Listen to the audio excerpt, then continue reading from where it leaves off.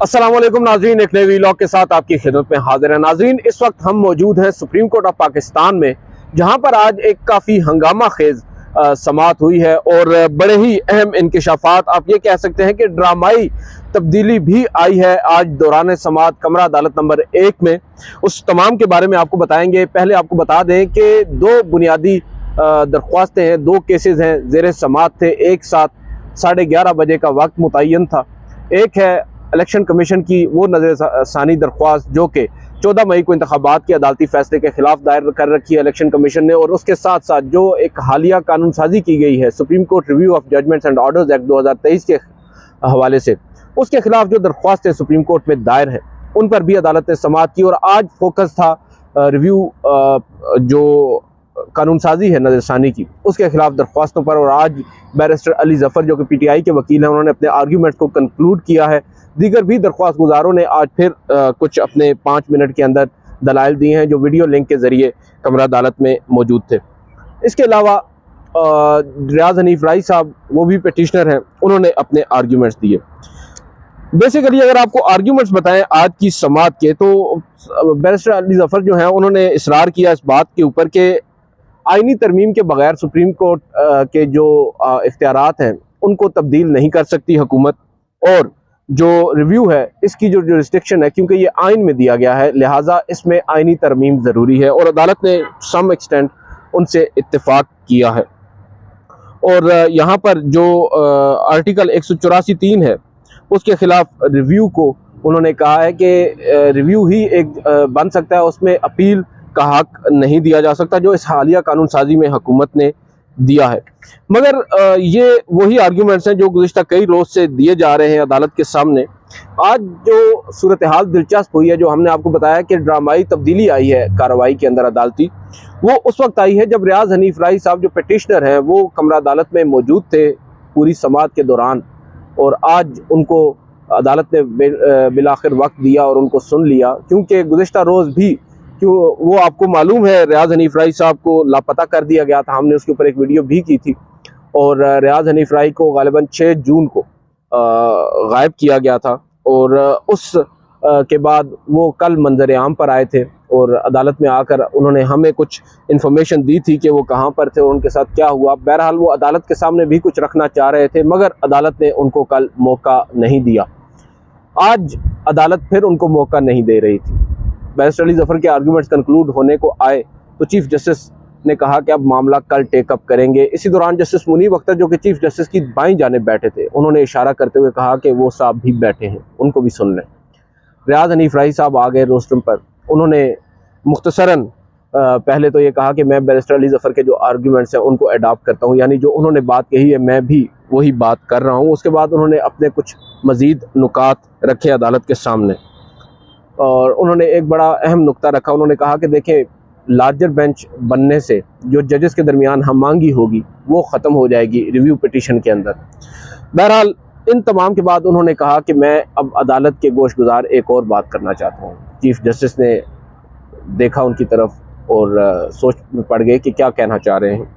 उन्होंने कहा कि I was under influence to withdraw this petition, मुझ पर दबाव था कि मैं ये दरख्वास्त जो कि इस कानून साजी के ख़िलाफ़ मैंने दायर कर रखी है इसको वापस ले लूँ।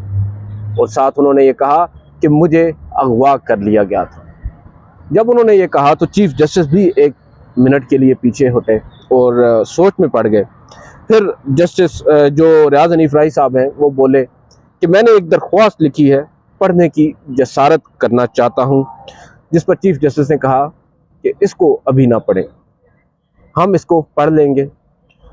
जो रियाज हनीफ राई साहब हैं उन्होंने कहा कि जज साहब, मुझे कहा गया है कि ये केस वापस लो और इस्लामाबाद छोड़कर अपने होम टाउन चले जाओ। उन्होंने फिर यहाँ पर एक आयत पढ़ी, कुरान की एक आयत पढ़ी, और उसमें आयत का लुबे लुबाब ये है कि जब हकायक हों तो उनको सामने लाना चाहिए। चीफ जस्टिस ऑफ पाकिस्तान के जो रिमार्क्स थे यहाँ पर वो मेरे लिए काफ़ी हद तक मायूस कुन थे। देखें, एक फरीक, एक साइल आपके सामने पेश हुआ है जज साहब, और वो अपना रोना आपके सामने रो रहा है, अपना दुखड़ा आपको बयान कर रहा है, और आप उसको सुनने की बजाय इस तरह की ऑब्जर्वेशंस दे रहे हैं। ये मेरे लिए शॉकिंग था।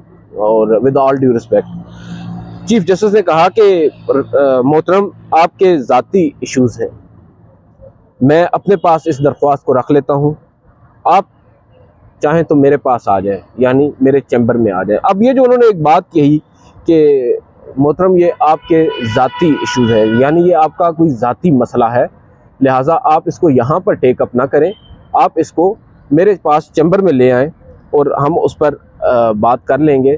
राय साहब ने फिर यहाँ पर इसरार किया कि मुझे कम से कम मेरी दरख्वास्त तो पढ़ने दें। उन्होंने कहा कि नहीं, आप ये भी तो देखें, हमारा मुल्क इस वक्त, ये चीफ जस्टिस साहब फरमा रहे हैं, हमारा मुल्क इस वक्त एक ऐसी सूरत हाल से गुजर रहा है, ये एक ट्रांजिशनल फेज़ है, एक तगय्युराती दौर है, तब्दीली का दौर है। और फिर वो ये कह रहे हैं, 3 अल्फाज का इस्तेमाल जो चीफ जस्टिस ने किया है, मुझे तो ये लगा है कि इससे न सिर्फ रियाज हनीफ राही बल्कि और भी कई साइलीन जो कि अदालत की तरफ इंसाफ के लिए देखते हैं, उनके लिए एक पैगाम है। उनको ये कहा जा रहा है कि सब्र, तहम्मुल और बुर्दबारी से चीज़ों का सामना करें, पेशेंस, फोर्टिट्यूड एंड करेज।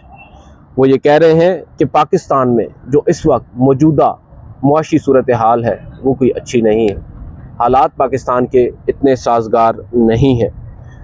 फिर वो यहाँ पर कह रहे हैं उस साइल को जो कि 1 हफ़्ता तक लापता था, उसको अगवा कर लिया गया था, उसको ये कह रहे हैं चीफ जस्टिस साहब, just learn to deal with the situation, that's the message.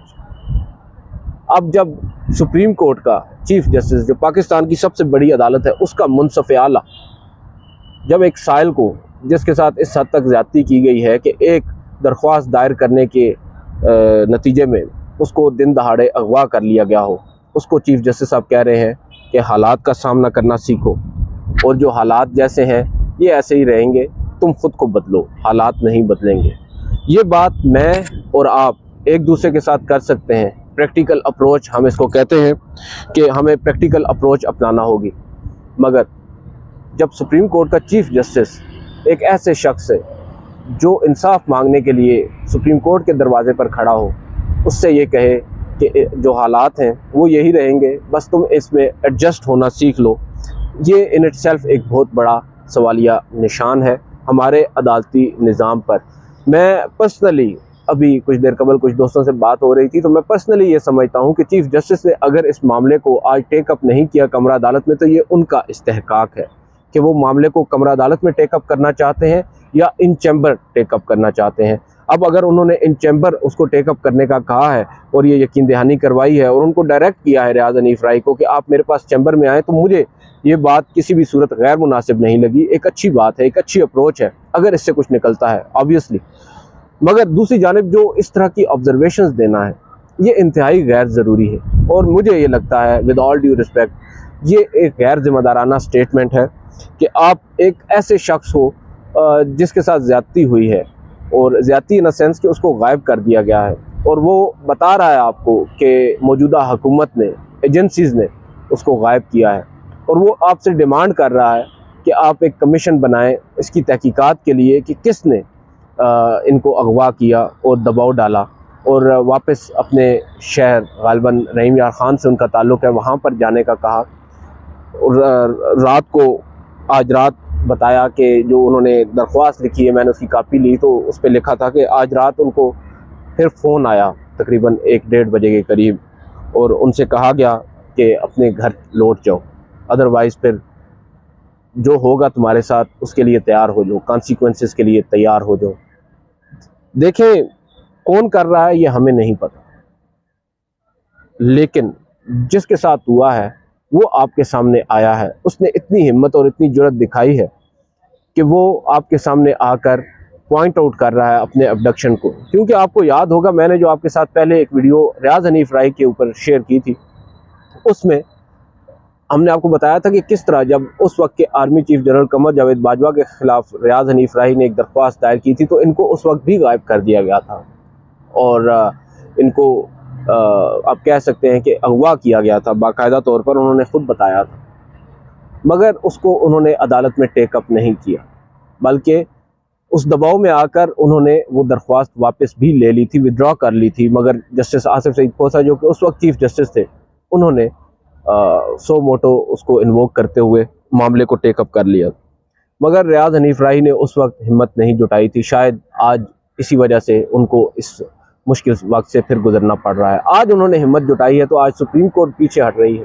बज़ाहिर जो ऑब्जर्वेशंस आई हैं वो इस तरफ इशारा दे रही हैं। हमें चीफ जस्टिस के दिलों का हाल नहीं पता, ना दीगर जजेस के। क्या पता चैम्बर में बैठकर वो एक सख्त ऑर्डर जारी कर दें, और उम्मीद है वो जारी करेंगे। अदरवाइज़ फिर कल कोई भी साइल, कोई आम शहरी जिसके साथ नाइंसाफ़ी होगी, वो सुप्रीम कोर्ट आने से पहले 10 दफ़ा सोचेगा कि मुझे इंसाफ तो मिलना नहीं है, क्यों मैं इतना दूर सफ़र करके जाऊं, और फिर वहां पर पहुंचकर मुझे सफ़र ही करना है, वो भी अंग्रेज़ी वाला। अब यहाँ पर एक बात चीफ जस्टिस ऑफ पाकिस्तान ने समाअत के इख्तिताम पर कही। उन्होंने कहा, राय साहब आप अपना ये जो आपकी दरख्वास्त है ये अटॉर्नी जनरल फॉर पाकिस्तान को दे दें। कमरा अदालत में मौजूद थे अटॉर्नी जनरल साहब, उनको उन्होंने अपनी दरख्वास्त दे दी, और उसके बाद ये कहा कि हम इस मामले को अब कल 11:30 बजे टेकअप करेंगे। इस मामले से मुराद मेरी जो रिव्यू ऑफ जजमेंट एक्ट के ख़िलाफ़ दरख्वास्तों पर समाअत थी, क्योंकि कल अटॉर्नी जनरल साहब को अब अदालत में सुनना है। मगर इस तमाम केस की हाईलाइट आज रियाज हनीफ राही थे। हमने इसी वजह से उस पर फोकस रखा, क्योंकि मुझे ये लगता है कि हम चीफ जस्टिस की हमेशा हिमायत करते हैं।